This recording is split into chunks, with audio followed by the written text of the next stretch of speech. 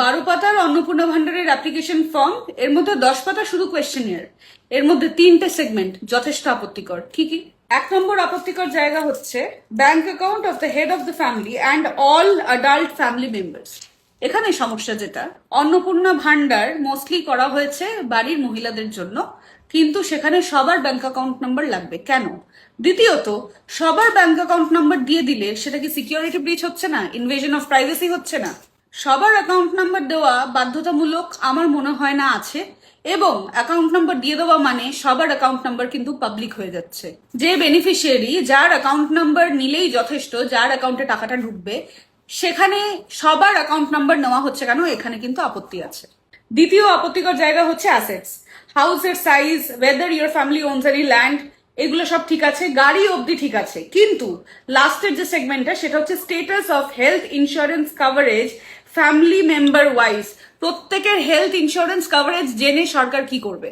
স্থাবর অস্থাবর সম্পত্তির এত ডিটেলস এবং সবার ডিটেলস। 3 নম্বর যেটা আপত্তিকর লেগেছে আমার, সেটা হচ্ছে সোশ্যাল স্টেটাস অ্যান্ড ডিপেন্ডেন্স।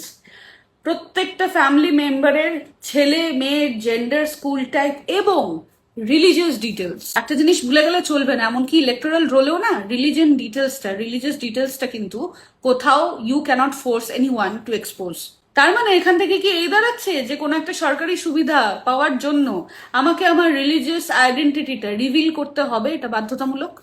এবারে ভাবুন, এই ভান্ডারটা বা এই ভাতাটা যাদের দরকার তারা বেশিরভাগই মার্জিনালাইজড লোকজন, এবং তারা বেশিরভাগই অশিক্ষিত বা খুব সামান্য পুঁথিগত শিক্ষা আছে। তাদের প্রত্যেকের কিন্তু এই ফর্মটা ফিল আপ করতে অ্যাসিস্ট্যান্সের দরকার হবে। তারা যাদের কাছে এই অ্যাসিস্ট্যান্সের জন্য দ্বারস্থ হবে, তারা কতটা রিলায়েবল? কারণ তাদের কাছে কিন্তু এই সব কটা ইনফরমেশন এক্সপোজড হয়ে যাচ্ছে। তাহলে এই ফর্মটা ফিল আপ করার ওয়ে আউট কি? এবং এই অন্নপূর্ণা ভান্ডারের যে ফর্ম, এটার ক্রিটিসিজম, এটা একেবারে আমার পার্সোনাল মতামত, এবং আমি চাই যে এই জিনিসটা নিয়ে আরো বিস্তারিত আলোচনা হোক, and you're free to do it in my comment section below.